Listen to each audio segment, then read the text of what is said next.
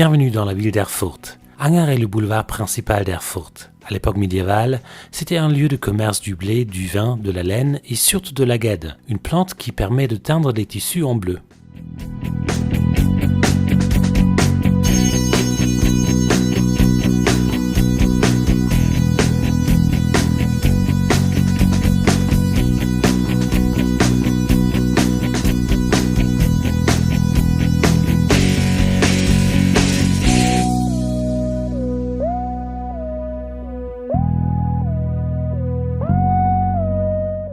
Erfurt est la capitale du département allemand de la Thuringe. On y trouve donc plusieurs bâtiments administratifs comme la chancellerie d'État.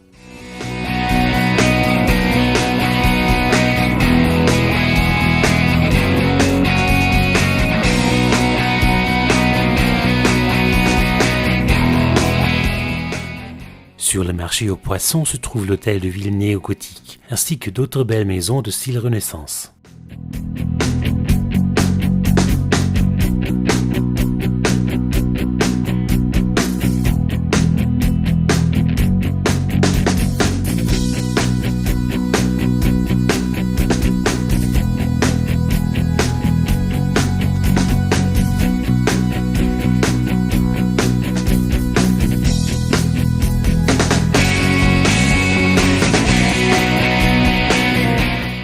Et vous le trouvez lui, Bernd le Pin. Cette sculpture et d'autres sculptures similaires sont réparties dans toute la ville. Erfurt est le siège d'une chaîne de télévision pour enfants.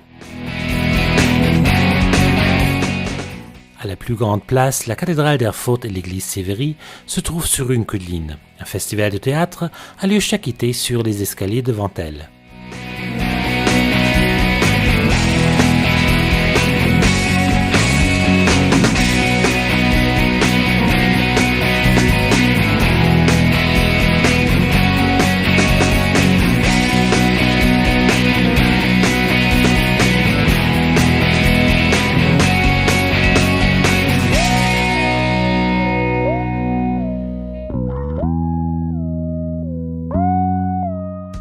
Le monastère Saint-Augustin a été construit au XIIIe siècle et a accueilli le grand réformateur Martin Luther.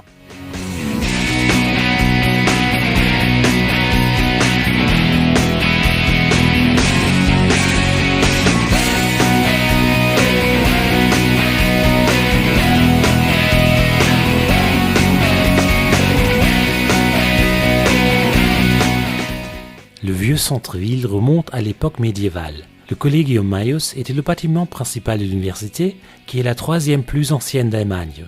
Aujourd'hui, la plupart des bâtiments universitaires se trouvent sur un campus hors du centre-ville. En vous promenant dans la vieille ville, vous vous demanderez peut-être ce que sont ces trous à côté des portes. Voici la réponse. Autrefois, lorsque l'on brassait de la bière, celle-ci ne se conservait pas et devait être bue illico. Une poignée de paille dans ces trous était le signal que cette maison offrait une boisson fraîche.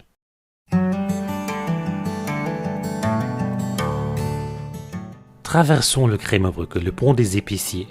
Ce pont en arc médiéval est le pont le plus long entièrement couvert de bâtiments en Europe.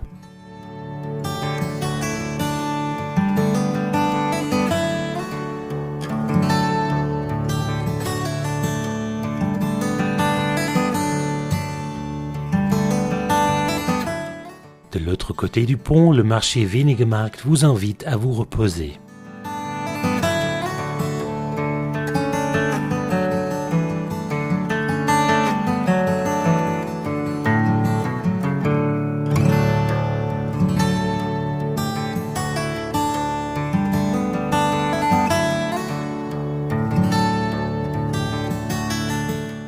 Vous pouvez aussi contourner le pont des épiciers et de l'autre côté admirer les maisons à colombage.